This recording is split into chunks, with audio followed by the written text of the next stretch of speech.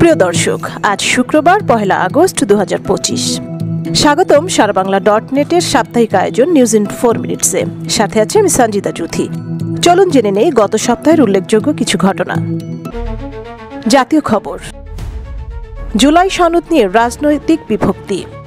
জুলাই জাতীয় সনদ 2025-এর আইনি ভিত্তি নিয়ে রাজনৈতিক দলগুলোর মধ্যে মতভেদ দেখা দিয়েছে। জাতীয় ঐক্যমত্য কমিশনের তৈরি জুলাই সনদ 2025-এর খসড়া আমলে এনে বিএনপি চায় নির্বাচিত সংসদে 2 বছরেই সংস্কার হবে। অন্যদিকে জামাত ইসলামী আন্দোলন, এনসিপি সহ কয়েকটি দল চায় সনদকে আইনের ভিত্তি দিয়ে আগামী নির্বাচনের আগেই সাংবিধানিক সংস্কার হোক, যদিও এই দাবি নাকচ করে দিয়েছে বিএনপি।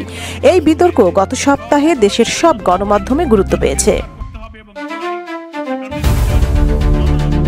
জাতীয় সরকার গঠনের প্রস্তাবে বিএনপি রাজি ছিল না, মন্তব্য নাহিদের। জাতীয় নাগরিক পার্টির আহ্বায়ক নাহিদ ইসলাম দাবি করেছেন, অভ্যুত্থানের পর জাতীয় সরকারের প্রস্তাবে বিএনপির ভারপ্রাপ্ত চেয়ারম্যান তারেক রহমান রাজি ছিলেন না।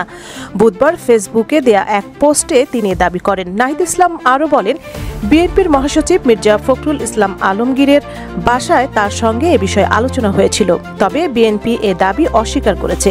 মির্জা ফখরুল সম্প্রতি এক সাক্ষাৎকারে বলেছেন, জাতীয় সরকারের কোনো প্রস্তাবনা ছাত্রদের পক্ষ থেকে দেয়া হয়নি। নাহিদের এই পোস্টটি গণমাধ্যমে ব্যাপক আলোচনার জন্ম দিয়েছে। বৈষম্য বিরোধী ছাত্র আন্দোলনের নেতা রিয়াদের চাঁদাবাজি এবং গ্রেফতার। আব্দুর রাজ্জাক ওরফে রিয়াদ সাবেক এক সংসদ সদস্যের বাসা থেকে 10 লাখ টাকা চাঁদা আদায়ের ঘটনা ব্যাপক আলোড়ন সৃষ্টি করেছে। এই ঘটনায় এরই মধ্যে পুলিশ রিয়াদ সহ 4 জনকে গ্রেফতার করেছে। পুলিশ জানিয়েছে, রিয়াদের ভাড়া বাসা থেকে আরও 2,25 লাখ টাকার 4টি চেকও উদ্ধার করা হয়েছে। এদিকে ঘটনার পর রিয়াদকে গণতান্ত্রিক ছাত্র সংসদ থেকে বহিষ্কার করা হয়েছে। খবরটি ছিল গণমাধ্যমে টপ ট্রেন্ডে। খেলার খবর। এশিয়ান কাপে বাংলাদেশের নারী ফুটবলের ইতিহাস গড়া। প্রথমবারের মতো এশিয়ান কাপে খেলার যোগ্যতা অর্জন করেছে বাংলাদেশের নারী ফুটবল দল। মঙ্গলবার 29 জুলাই অস্ট্রেলিয়ার সিডনিতে অনুষ্ঠিত হয়েছে এশিয়ান কাপের ড্র অনুযায়ী তারা পড়েছে শক্তিশালী বি গ্রুপে, যেখানে আছে চীন, উত্তর কোরিয়া ও উজবেকিস্তান। 3 গ্রুপে মোট 12টি দল অংশ নিয়েছে এবারের এশিয়ান কাপে। বাকি 2 গ্রুপের মধ্যে অস্ট্রেলিয়া, দক্ষিণ কোরিয়া, ইরান ও ফিলিপাইন এবং সি গ্রুপে আছে জাপান, ভিয়েতনাম, ভারত ও চাইনিজ তাইপে। এই সাফল্য বাংলাদেশের ক্রীড়াঙ্গনে ইতিহাস গড়েছে, যা দেশের ফুটবল প্রেমীদের উচ্ছ্বাসিত করেছে। আন্তর্জাতিক খবর। রাশিয়ায় 8.8 মাত্রার ভূমিকম্প, সুনামির হুমকি প্রশান্ত মহাসাগর জুড়ে। পূর্ব রাশিয়ার কামচাটকা উপদ্বীপে 8.8 মাত্রার এক শক্তিশালী ভূমিকম্প আঘাত হানে। এর ফলে 4 মিটার বা 13 ফুট উচ্চতার সুনামি সৃষ্টি হয়। জাপান, ফিলিপাইন, চীন, যুক্তরাষ্ট্র, কানাডা সহ প্রশান্ত মহাসাগরীয় অঞ্চল জুড়ে জারি করা হয় সতর্কতা।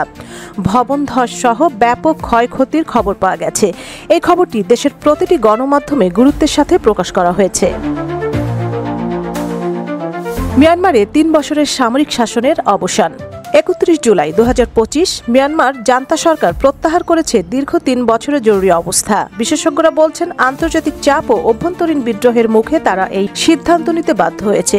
তবে ওয়াং সান সুচি সহ বহু নেতানেত্রী এখনো বন্দী। এ খবরটিও স্থান পেয়েছে দেশের সব গণমাধ্যমগুলোতে।